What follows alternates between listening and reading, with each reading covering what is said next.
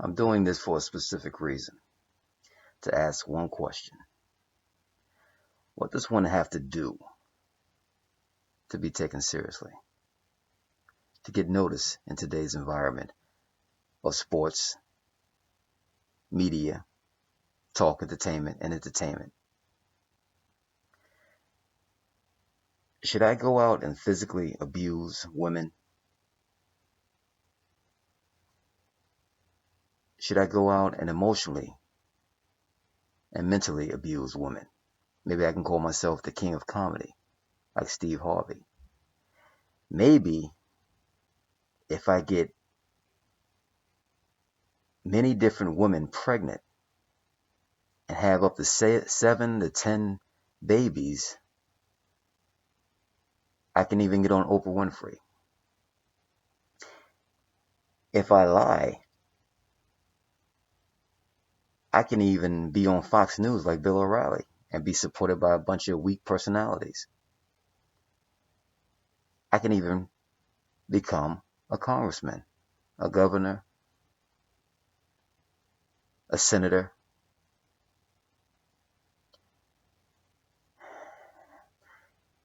It's a sad statement today that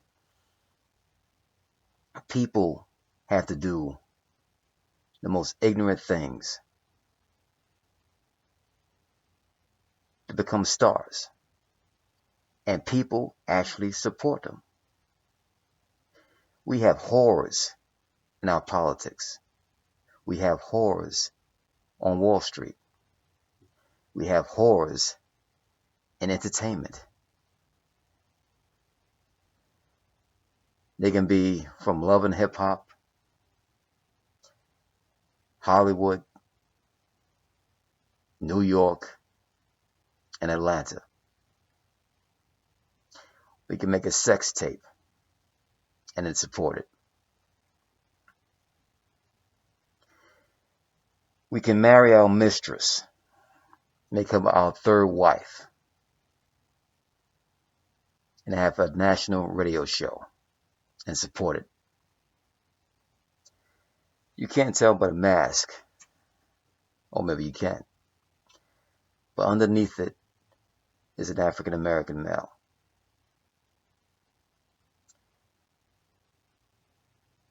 I'm wearing a mask to prove this point, because wearing this mask is better to me than becoming a whore. Wearing this mask to me is better than becoming a sellout. The status quo needs to be challenged on all fields. I'm into talk radio. And the industry, to rise to the top, you have to become an ass kisser or a sellout, or both. It's full of them.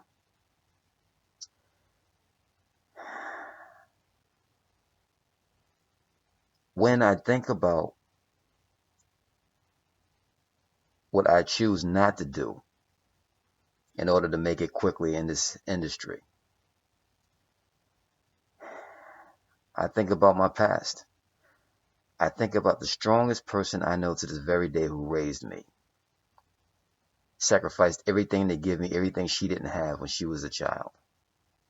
My mother, who I love to death. I will do anything for. When I was young and dumb, I wanted to be famous, make a lot of money, just to buy a lot of materialistic things, to find the most beautiful women, didn't matter what color they were, to be with. As I grew,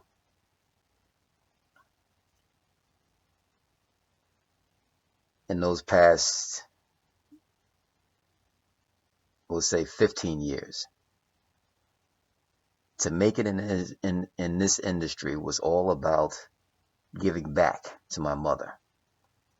If I was able to give her just 10% of what she gave me, it would make my world. The sad thing about it is my mother didn't prepare me for this world to today's culture. Because when I watched her growing up, she never showed me how to sell out. I never saw that from her. I never wanted to learn, and I never learned it from her. I never learned it from anybody in my family, to be perfectly honest. There was something in the days called current events when I was younger. I was so good at current events that teachers had to call my house, speak to my mother, and make sure she wasn't doing my homework for me. I was that damn good at it at a young age. And what my mother made me do, because I loved watching TV, I loved going to the movies, she made me watch 1 hour of news a night so I can expand my mind, learn what the world was about. When I started cutting up in school, she sent me to military school to expand my mind, to learn discipline.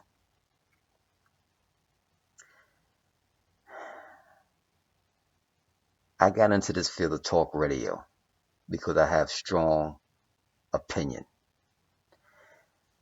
I'm a Gemini, so I'm arrogant as hell as well. But I was good at it. I am good at it. I'm very good at it. I was on Dr. Phil. I was the first black liberal New Yorker hired in a conservative state at a conservative radio station owned and managed by conservatives, because when the people heard me give my views and opinions online, they requested that the station hired me as a host. I don't know if that was ever done before. I was so good when I started the monarchy beholden to no one on the internet after I was censored from being noticed on Dr. Phil, that another person called Rajon McDonald listened to my show.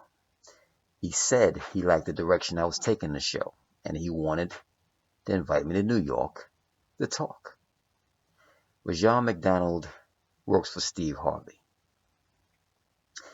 What they politely try to tell me is, I don't know how you can tell somebody that they have to kiss somebody else's ass in order to be on the show, but that's what he did his best to politely say. That I am not able, I cannot challenge Steve Harvey openly on anything. So that's the politest way of saying that basically you have to kiss Steve Harvey's ass. And that's the power. People like Bill O'Reilly and Steve Harvey are of the same character. First of all, they have none. They're egomaniacs whose power is to surround themselves with weak personalities, leeches, and ass kissers in order to stay relevant. That's what they do. All you have to do is look at their shows and see who's around them. He keeps people like Juan Williams, Eric Bolling, Dana Perino, Megyn Kelly, a clown like Greg Gutfeld. That's his secret. On the other side, Steve Harvey keeps his crew, a nepotism nephew, Colin Shirley Strawberry, who would be nothing without kissing the ass of Steve Harvey. So that's why they have to keep people at me at bay. Because I don't dim my light for somebody else to shine past me. Okay? This is not Cat Williams, okay, who actually did destroy him at a certain New Year's Eve special. We're talking about Steve Harvey.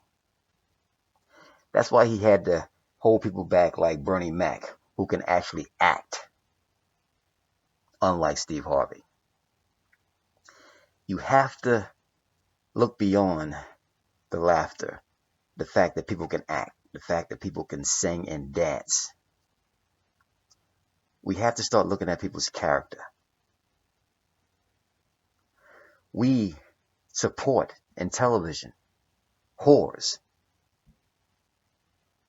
Mona Scott Young is a pimp. She can find the most ignorant African Americans, produce them, and profit from them. Floyd Mayweather, a history of abusing black women physically, supported by many. Would you support him if he abused your mother or your daughter? But it's okay for him to beat up women in general because he's a good fighter. I would never take that away from him. He's a good fighter. But he's a weak man. He's a weak black man. I know a lot of people won't like the truth. And I'm talking to African American women, or African Americans, period. There's a difference between a strong black man and a weak nigger. Choose, say what you really want. We'll stay on the fact of Mayweather. We'll talk to Chili, who was on Millionaire Matchmaker. Do you want a strong black man or do you want a rich nigger? Just be specific so we know. And I tell this to anybody on the conservative side and the black media who has basically sold out and to lay in bed with a whorish black entertainment culture. I say to the entertainers this. I ask this question.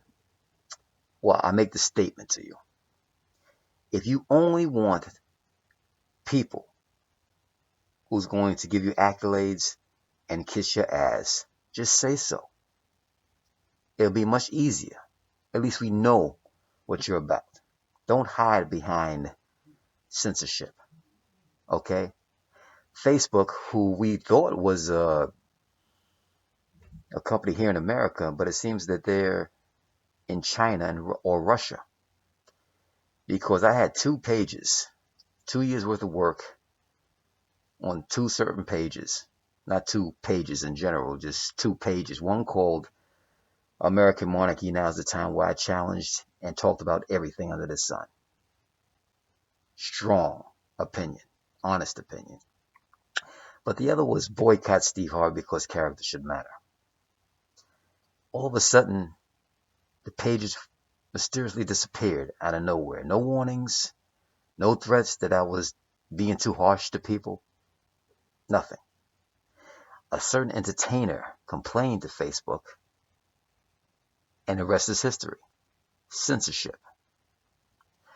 So again, it just goes back to what you have to do. Today's industry is nothing but a bunch of sellouts and ass kissers. And that has to change. Okay, not just a revolution doesn't have to take place when it comes to the political nature of corruption and racism in our politics and our policing in this country. That exists. Okay? But the situation in Baltimore wasn't just about racism. That was a symptom. But the biggest symptom in this case when it comes to policing in this country is about the blue wall of silence. It's enabled by people that work for Fox News, who know who the politicians trying to roll back the civil rights and voting rights of African Americans and other minorities in this country, who know this about them. That's their character.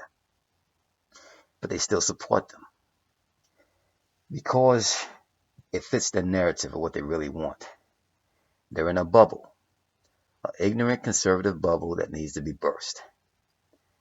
Like the rioting going on, people have to learn that change does not come forth until those in the gated communities feel the pain of what other communities have felt for decades.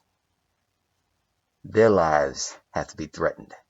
And what I mean by lives, their lives in general, their money, their family structure,